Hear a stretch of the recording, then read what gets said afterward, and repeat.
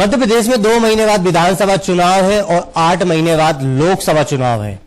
तमाम राजनीतिक पार्टियां इस समय मध्य प्रदेश में सक्रिय हैं और सबसे ज्यादा मध्य प्रदेश में कोई सक्रिय है तो अमित शाह गृह मंत्री और प्रधानमंत्री नरेंद्र मोदी।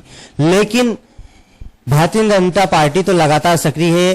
कुछ युवा ऐसे भी हैं जो भोपाल में आलीशान जो नौकरियां होती हैं, जो व्यवसायी होते हैं, वो तमाम बिजनेस छोड़कर कुछ ग्रामीण इलाकों में जाकर गांव-गांव की धूल छाक रहे हैं।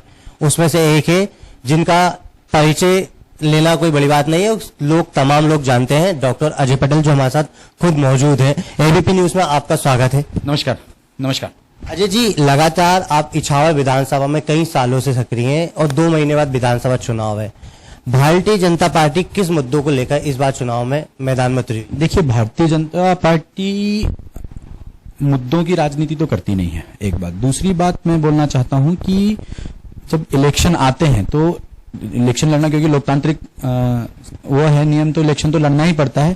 पर भारतीय जनता पार्टी हमेशा विकास की बात करती है। आप देखते आ रहे होंगे कि जो काम कांग्रेस सरकार कभी नहीं कर पाई वो भारतीय जनता पार्टी की सरकार में हुए हैं। रोडों का जाल बिछ चुका है। आप देखें, जिस गांव में जाने में मतलब मैं अपने ही गांव की बात करूं तो हमको हमारे गांव से मेन रोड तक आने में करीब करीब 40 से 45 मिनट लगते थे। आज 4 से 5 मिनट में हम मेन रोड पे आ जाते हैं हमारे गांव से। मेरा गांव मेन रोड से 4 किलोमीटर अंदर है। तो भारतीय जनता पार्टी सिर्फ विकास की बात करती है, उसके लिए मुद्दे नहीं है कि मुद्दों की राजनीति करे या मुद्दों पर किसी भी बात करे। भारतीय जनता पार्टी का हमेशा से एक वो रहा है कि हमको विकास करना है, भारत को उसके परम वैभव तक पहुंचाना है। और आप देख रहे होंगे कि जब से राष्ट्र में, मतलब देश में मोदी जी प्रधानमंत्री बने हैं, भारत का जो वैभव है पूरे अंतर्राष्ट्रीय लेवल पर जो बढ़ा है, वो किसी बात का मोहताज नहीं है, किसी को बताने की आवश्यकता नहीं है कि भारत का जो वैभव उस लेवल पर पहुंचा है वो किसकी वजह से पहुंचा है। तो ये भारतीय जनता पार्टी और मोदी जी की नीति की वजह से, उनके सशक्त शासन की वजह से पहुंचा है। लगातार आप संघ से जुड़े हुए हैं और आपका पूरा परिवार, पिताजी भी आपकी भारतीय जनता पार्टी से जनसंघी रहे हैं, लेकिन संघ के बाद अचानक आप राजनीति में एकदम इछावर विधानसभा में सक्रिय, भोपाल एक बड़े शहर को छोड़कर। देखिए, मेरे दादाजी के जमाने से हम लोग स्वयंसेवक हैं। दूसरी बात, राजनीति नहीं है, सिर्फ सेवा की नीति है। राजनीति तो बड़े लोग करते हैं। मैं कोई राजनेता जैसा वो नहीं बोलना चाहता हूं कि मैं राजनीति कर रहा हूं। मैं जिंदगी, आपने जैसा कहा, वाकई बहुत अच्छी है और बहुत अच्छी जा रही है। डॉक्टर भी आप कहीं ना कहीं डॉक्टर अजय पटेल लिखते हैं। पर आपने देखा कि आज बहुत सारी हमारी जो सोसाइटी में है, आज बहुत सारे लोग ऐसे हैं जो एक मूलभूत चीजों से वंचित है। तो मैं एक स्वयंसेवक होने के नाते और एक ऐसे पिता की संतान होने के नाते जिसने अपना पूरा जीवन सिर्फ समाज को दिया है। मेरे पिता पढ़े, उस जमाने में भी पोस्ट ग्रेजुएट और डॉक्टरेट थे, तो खूब पढ़े लिखे थे, वो भी नौकरी या करके कहीं भी जा सकते थे। पर मेरे पिता ने कहा कि मैं मेरे लोगों को छोड़ के नहीं जाऊंगा। वो जो बातें थी वो कहीं ना कहीं दिमाग में आई। फिर क्योंकि पढ़ाई लिखाई करनी थी तो शहर छोड़ के बड़े शहर की तरफ जाना पड़ा। पर जिस चीज ने मुझे वापस लाया वो ये था कि मैं तो सक्षम था तो बड़े शहर में आ गया, पर कितने लोग ऐसे सक्षम है जो बड़े शहरों में जा पाएंगे। तो मेरा जो प्रयास है और जो प्रयास रहेगा वो ये रहेगा कि किसी भी युवक को या बेटियों को अपनी उच्च शिक्षा प्राप्त करने के लिए बड़े शहरों की तरफ नहीं जाना पड़े।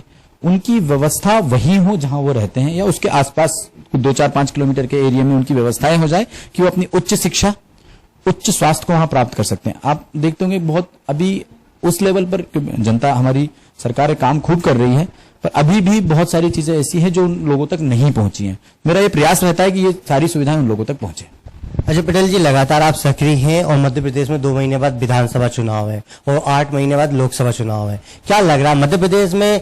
कांग्रेस तो कह रही है कि इस बार 150 सीट से अधिक जीतेंगे। इस बार क्या लग रहा है मध्य प्रदेश में बीजेपी आ पाएगी? भैया, वो तो 230 कह सकते हैं, 230 में से 230 सीटें उनकी आ जाएंगी। कहने को क्या है, चुनाव से पहले कोई भी कुछ भी बोल सकता है। हम डेफिनेटली भारतीय जनता पार्टी की सरकार आएगी और बहुत अच्छी मेजोरिटी के साथ भारतीय जनता पार्टी की सरकार आएगी, क्योंकि लोगों को पता है माननीय शिवराज जी के काम कि उन्होंने इतने वर्षों में क्या काम किए हैं, तो ये किसी को बताने की आवश्यकता नहीं है। तो ये कहना तो बिल्कुल भी उचित नहीं होगा कि भारतीय जनता पार्टी की सरकार नहीं आएगी और कांग्रेस 150 सीटें लाएगी। तो उन्होंने तो पिछली बार भी बोला था कि हम 170 सीटों से सरकार बना रहे हैं, ये बना रहे हैं, वो बना रहे हैं, पर ऐसा हुआ नहीं हुआ।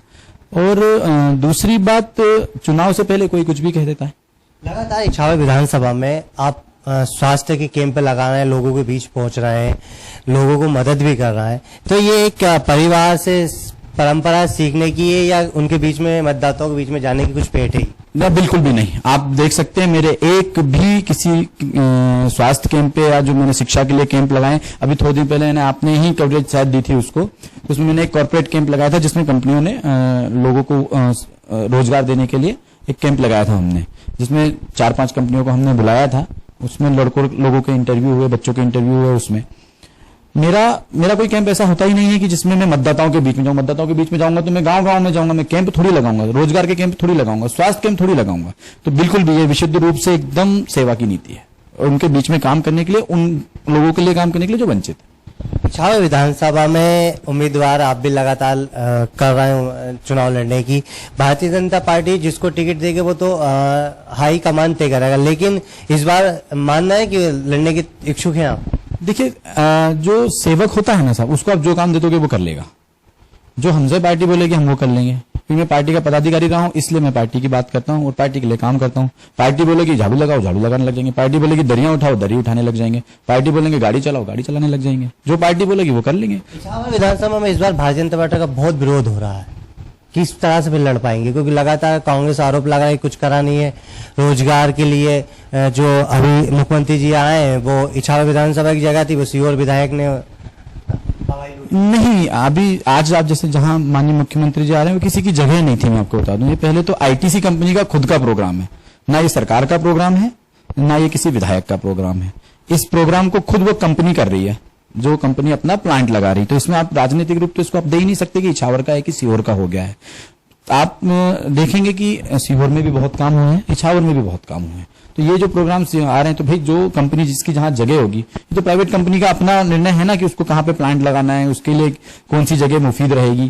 तो ये कोई राजनीतिक प्रोग्राम नहीं था। तो इसलिए आप इस बात को नहीं बोल सकते कि मुख्यमंत्री जी इछावर आ रहे हैं कि सीहोर आ रहे हैं। आज आपने रक्षाबंधन बहनों के बीच में मनाया, बड़ी उत्साह थी बहनें आपके साथ।